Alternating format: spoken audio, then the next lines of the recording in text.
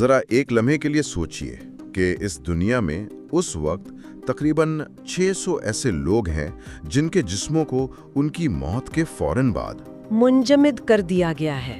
जी, मनफी 196 degree centigrade पर बड़े बड़े आयनी कैप्सूल्स के अंदर। और ये कोई साइंस फिक्शन फिल्म का सीन नहीं है, ये हकीकत है। पिछले 50 साल से ये जिस्म इसी हालत में है और इनके घर वाले इंतजार कर रहे हैं। इस इंतजार में कि शायद साइंस इतनी तरक्की कर ले कि उन्हें दोबारा जिंदा किया जा सके। और ये लोग कौन थे? ये वो लोग थे जो मरना नहीं चाहते थे। उनका मानना था कि मौत कोई हतमी सच्चाई नहीं बल्कि सिर्फ एक हयातियाती खराबी है, एक बीमारी जिसे एक दिन साइंस हर हाल में शिकस्त दे देगी। तो आज हम इसी हैरानकुन और मुतनाज़ा मौजू का गहराई से जायजा ले रहे हैं। हमने इस पर मौजूद तारीखी दस्तावेजात, साइंसी मकाले और कुछ फलसफियाना तहरीरों को खंगाला है ताकि ये समझ सकें कि ये क्रायोनिक्स नामी अमल आखिर है क्या, ये शुरू कैसे हुआ, इसके पीछे सोच क्या थी, और सबसे बड़ा सवाल, क्या ये वाकई मुमकिन है? तो आइए इस कहानी को वहीं से शुरू करते हैं जहां से ये सब कुछ शुरू हुआ। ठीक है। अच्छा, तो कहानी का आगाज होता है 12 जनवरी 1967 को। जगह है कैलिफोर्निया का एक अस्पताल जी।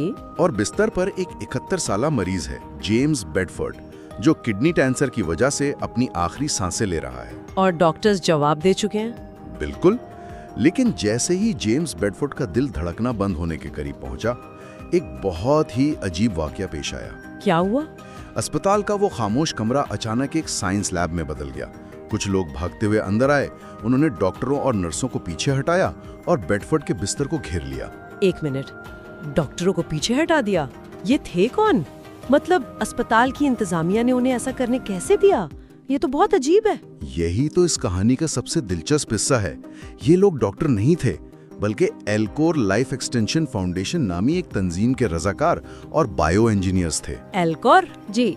और उन्होंने ये सब कुछ जेम्स बेडफोर्ड की मर्जी और पेश की इजाजत से किया। वो वहाँ उसकी जान बचाने नहीं आए थे। तो फिर? वो उसके मरने का इंतजार कर रहे थे ताकि तारीख का पहला इंसानी क्रायोनिक्स का तजर्बा शुरू कर सके। अच्छा, तो ये एल्कोर नामी तंजीम अचानक कहाँ से आ गई? मेरा मतलब है, ऐसा तो नहीं हो सकता कि एक दिन कुछ लोग उठें और कहें कि चलो लोगों को मुंजमद करते हैं। इसके पीछे कोई सोच, कोई फलसफा तो होगा। यकीनन। और इसकी जड़ें जाती हैं 1950 की दहाई में। अच्छा। उस वक्त अमेरिका के एक फिजिक्स प्रोफेसर थे, रॉबर्ट एडिंगर। उन्होंने एक बहुत ही इनकलाबी और कुछ लोगों के नजदीक एक पागलपन पर मबनी ख्याल पेश किया। वो क्या था?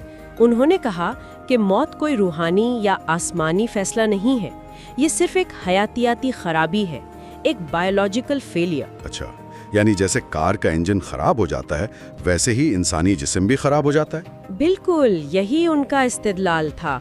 वो कहते थे कि अगर इंसान चीचक और पोलियो जैसी बीमारियों को शिकस्त दे सकता है, तो एक दिन वो मौत को भी शिकस्त दे देगा। 1962 में उन्होंने एक किताब लिखी, द प्रोस्पेक्ट ऑफ इमोर्टैलिटी, यानी लाफानी होने का इम्कान। जी। इस किताब ने खास तौर पर मगरिबी दुनिया में एक तहलका मचा दिया जहां मादियत परस्ती गालिब थी। उसने लोगों को मजहब से हटकर साइंस के जरिए हमेशा जिंदा रहने की एक नई उम्मीद दिलाई। तो इस किताब में सिर्फ फलसफा था या कोई अमली तरीका भी बताया गया था? इसमें एक अमली मंसूबा पेश किया गया था। एटिंगर ने दावा किया कि अगर किसी इंसान के मरने के फौरन बाद उसके जिस्म को इंतहाई कम दर्जा हरारत पर, यानी माया नाइट्रोजन में, बिल्कुल माया नाइट्रोजन में मुंजमद कर दिया जाए, तो उसके खलियात को मुकम्मल तौर पर मरने से बचाया जा सकता है। नजरिया ये था कि मुस्तकबिल की साइंस इतनी तरक्की कर लेगी कि वो इन मुंजमद जिस्मों को न सिर्फ दोबारा जिंदा कर सकेगी, बल्कि जिस बीमारी से उनकी मौत हुई थी उसका इलाज भी कर देगी। ठीक है, तो इटिंगर एक आइडियाज मैन था, एक नजरिया देने वाला, लेकिन किताब लिखने और अस्पताल के कमरे में पहुंचकर किसी के जिस्म पर तजर्बा करने में तो बहुत बड़ा फासला है। ये फासला कैसे तय हुआ? ये फासला एक और शख्स ने तय किया जिसका नाम था इवान कूपर। Ivan Cooper? जी, वो एक मुसन्निफ था और इंसानी बका और लाफनायत के तस्वुर से बहुत मुतासिर था। जब उसने एटिंगर की किताब पढ़ी तो उस पर एक जुनून सवार हो गया। उसने फैसला किया कि इस नजरिए को हकीकत में बदलना है। और इसी ने एल्कोर की बुनियाद रखी। जी, 1964 में कूपर ने एल्को लाइफ एक्सटेंशन फाउंडेशन की बुनियाद रखी और लोगों को बाकायदा दावत देना शुरू कर दी कि वो मरने के बाद एक नई जिंदगी की उम्मीद पर अपने जिस्म एल्कोर के पास महफूज करा सकते हैं। और लोग इसकी बात पर यकीन कर रहे थे। ये तो सीधा सीधा साइंस फिक्शन लगता है। उस वक्त भी और आज भी बहुत से लोगों को ये साइंस फिक्शन ही लगता है, लेकिन कूपर एक बहुत पुरजोश इंसान था।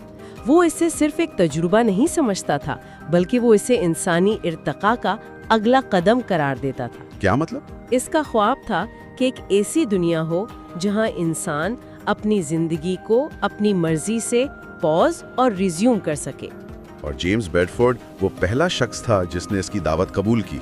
बिल्कुल, उसने खुद को उस तारीखी तजुर्बे के लिए पेश किया। अच्छा, तो अब मुझे समझ आया कि वो लोग अस्पताल में क्यों मौजूद थे। तो फिर बेडफोर्ड की मौत के बाद हुआ क्या? ये अमल काम कैसे करता है? जैसे ही डॉक्टरों ने जेम्स बेडफोर्ड की मौत का कानूनी तौर पर ऐलान किया, एल्कोर की टीम ने फौरन काम शुरू कर दिया। सबसे पहला कदम क्या था? सबसे पहले जिस्म को तेजी से ठंडा करना था। उसके लिए उन्होंने बेडफोर्ड के जिस्म को बर्फ के एक बड़े टब में रख दिया ताकि खलियात के मरने का अमल सुस्त हो जाए। ठीक है। उसके बाद उन्होंने एक खास कीमियाई महलूल, जिसे आपने क्रायोप्रोटेक्टेंट फ्लूइड कहा था, जी, वो सिरिंज के जरिए उसके जिस्म की रगों में दाखिल किया। ये एक तरह का मेडिकल एंटी फ्रीज है। अच्छा, एंटी फ्रीज। बिल्कुल, इसका मकसद ये था कि जब जिस्म को मनफी 196 डिग्री तक ठंडा किया जाए तो खुलियात के अंदर मौजूद पानी बर्फ बनकर नोकीले क्रिस्टल ना बनाए, क्योंकि अगर ऐसा होता तो ये क्रिस्टल खुलियात की झिल्लियों को फाड़ देते और जिस्म को नाकाबिले तलाफी नुकसान पहुंचाता। ये सबसे नाजुक और अहम मरहला था। लेकिन एक मिनट, मुझे यहाँ एक सवाल पूछना है। बोलिए। दिमाग तो एक बहुत ही नाजुक उज़ू है, लाखों करोड़ों बारीक नसें। क्या ये मुमकिन है कि ये महलूल दिमाग के हर एक खुलिये तक पहुंच जाए? मुझे तो ये नामुमकिन लगता है।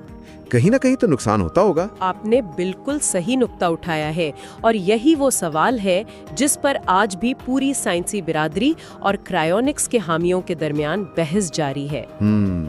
क्रायोनिक्स कंपनियां दावा करती हैं कि उनका तरीक़ाकार बहुत बेहतर हो गया है और वो ज़्यादा से ज़्यादा नुकसान को रोक सकते हैं, लेकिन ज़्यादातर न्यूरोसाइंटिस्ट इससे मुत्तफिक नहीं हैं। खैर, बहरहाल इस इब्तिदाई अमल के बाद बेडफोर्ड के जिस्म को एक बड़े स्टील के बने हुए कैप्सूल में मुंतकिल कर दिया गया, जिसे माया नाइट्रोजन से भर दिया गया और यूं एक लाश तारीख के पहले मुंजमद इंसान में तब्दील हो गई।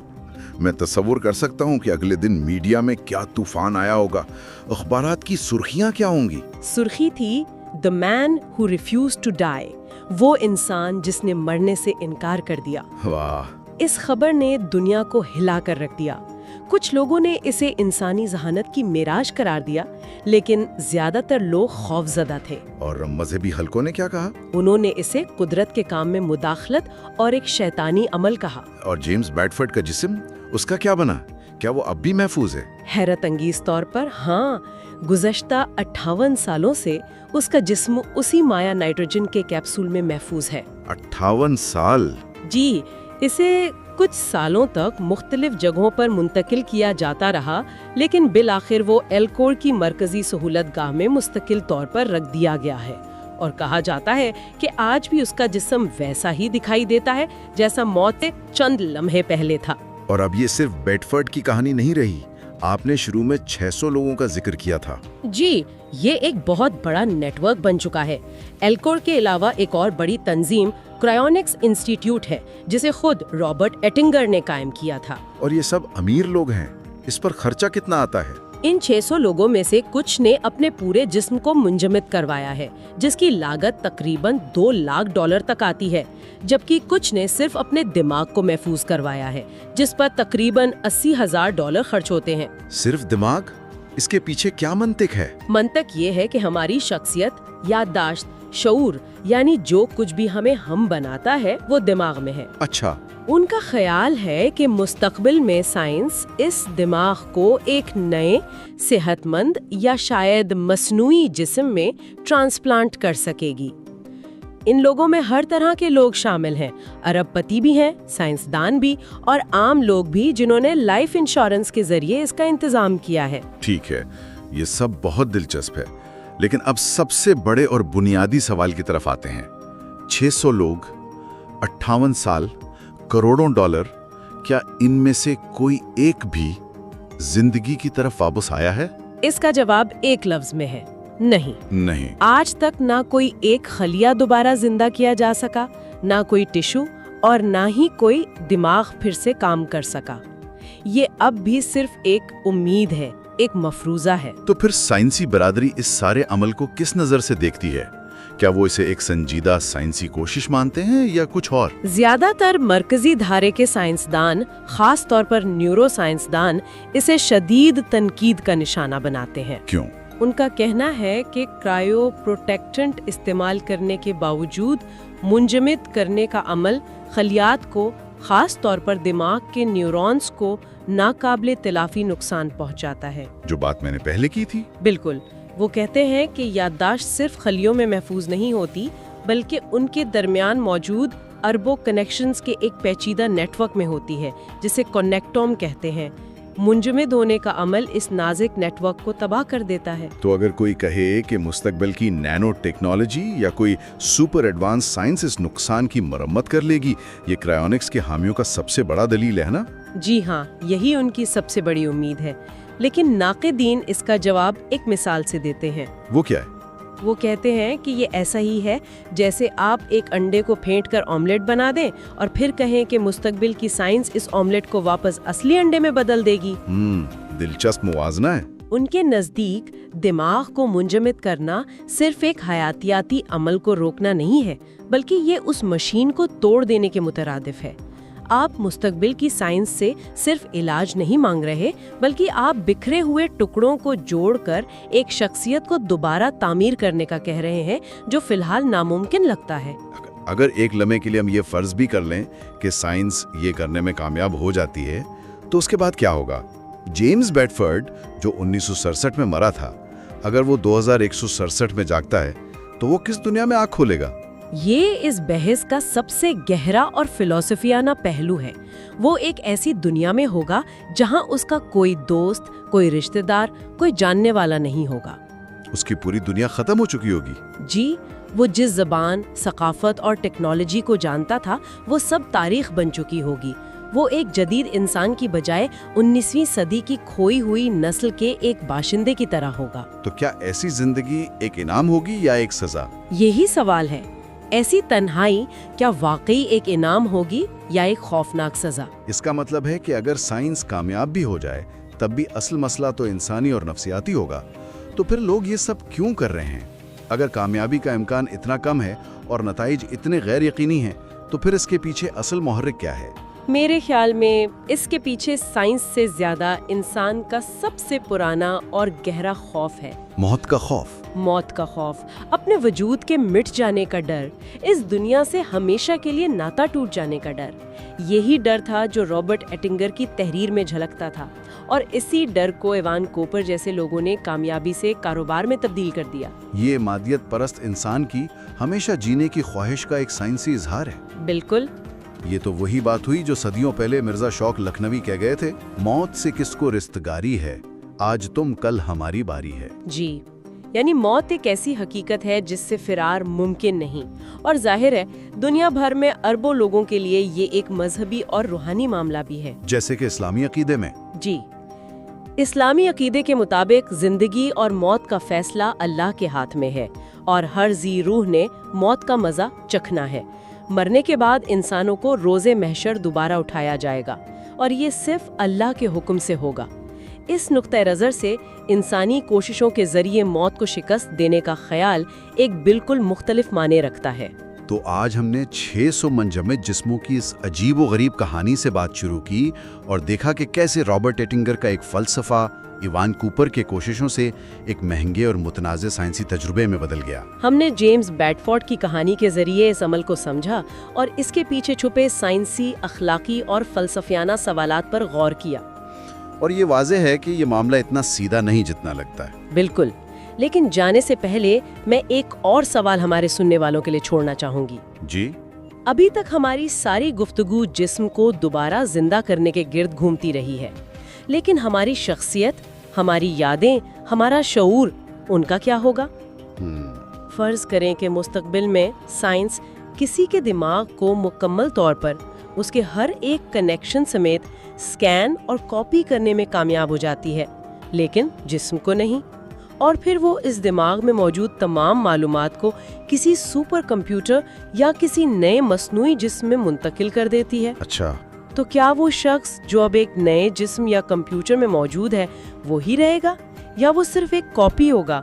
ہماری اصل شناخت ہمارے جسم میں ہے یا ہمارے دماغ میں موجود ڈیٹا میں؟